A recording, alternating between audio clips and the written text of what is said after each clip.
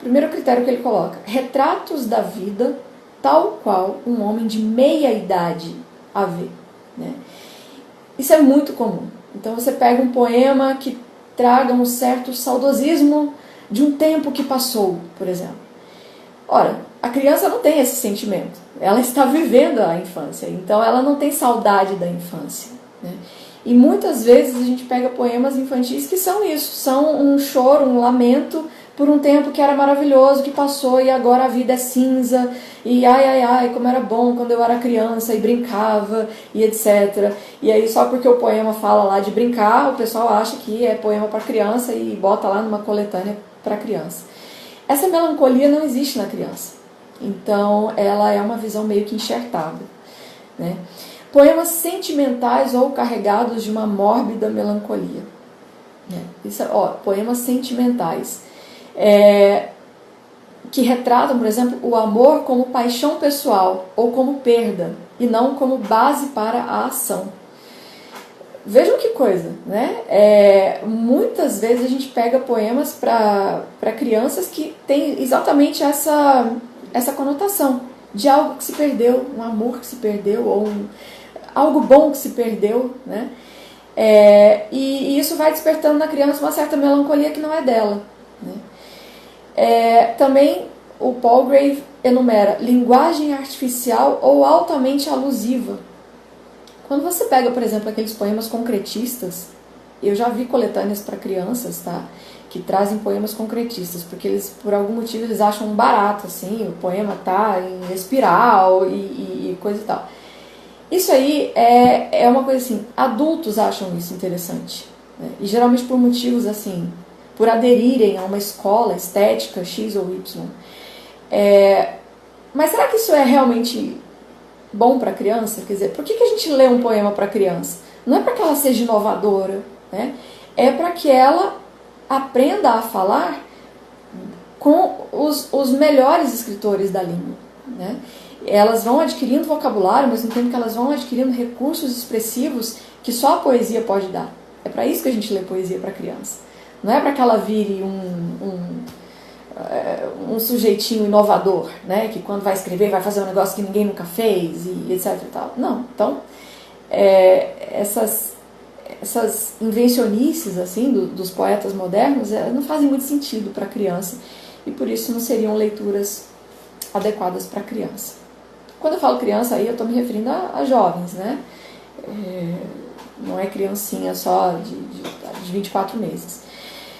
Bom, dentre esses textos que você pode ler para a criança, eu citei então essa coletânea aqui, e ela foi compilada pelo Harold Bloom, que é um crítico inglês bem famoso. Inglês ou americano? Agora eu não lembro. Acho que ele é americano. E ele fez essa coletânea aqui, e na introdução ele fala sobre a experiência dele com a leitura, né? E eu gostaria de compartilhar com vocês aqui, porque é bem interessante o que ele fala. Ele diz assim: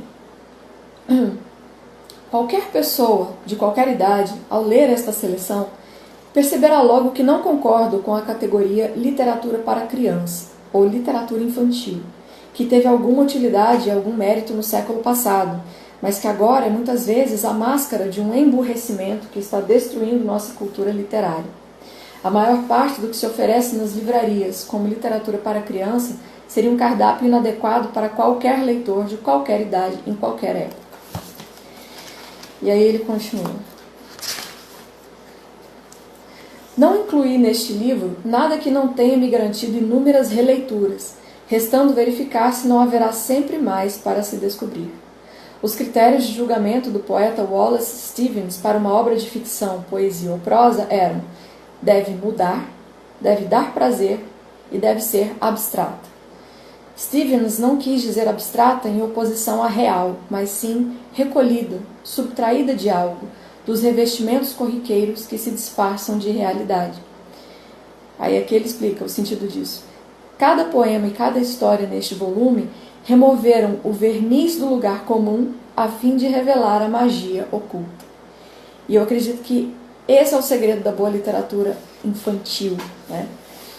é aquilo que apresenta o trivial à luz do divino, né? Ou à luz do transcendente. Muito dessa literatura infantil faz o contrário. Eles apresentam o trivial à luz do trivial para trivializar tudo mesmo, né? Ou politizar tudo. Ou fazer a criança tomar uma posição, ou formar opiniões, enfim, eles rebaixam o papel da literatura à instrumentalização política, né? Isso na literatura infantil é um grande problema. Então, veja, ele está dizendo que os poemas deste livro, ou os contos deste livro, removem o verniz do lugar comum a fim de revelar a magia oculta. Isso é bem interessante. Sou bastante antiquado e romântico para acreditar que muitas crianças, diante das circunstâncias certas, são leitoras naturais, até o momento em que esse instinto é destruído pela mídia.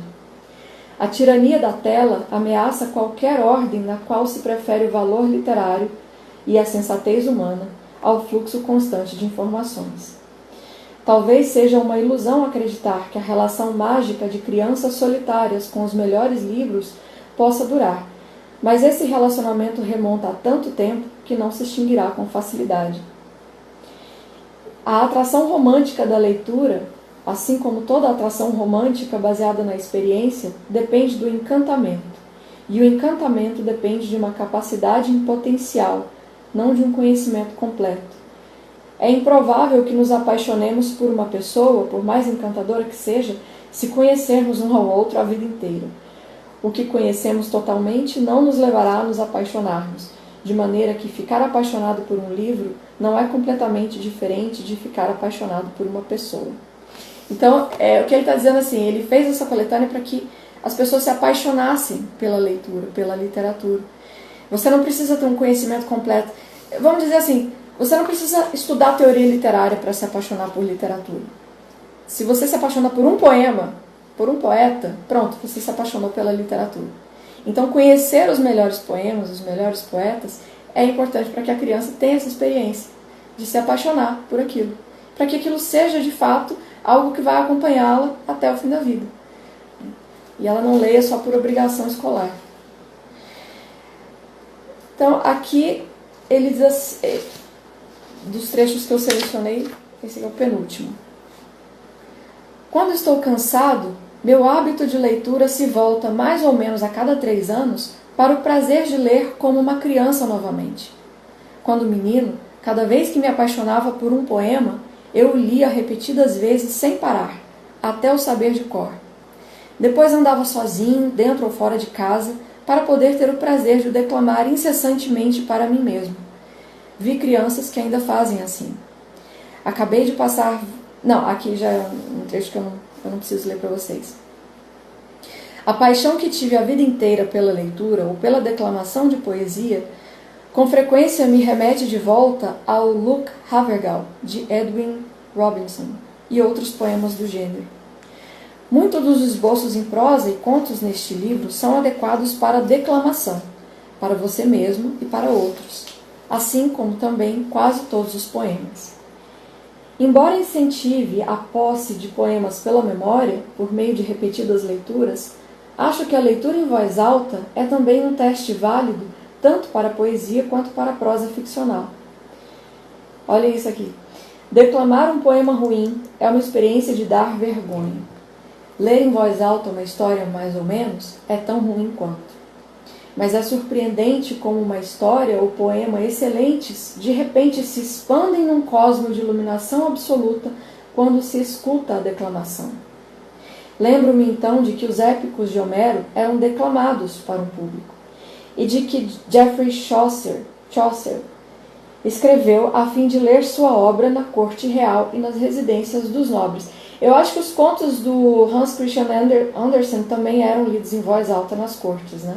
Eles eram primeiramente lidos em voz alta. Eu me sentiria muitíssimo satisfeito com o destino desta coleção se ela ajudasse a levar as pessoas a ler em voz alta, fosse individual ou coletivamente.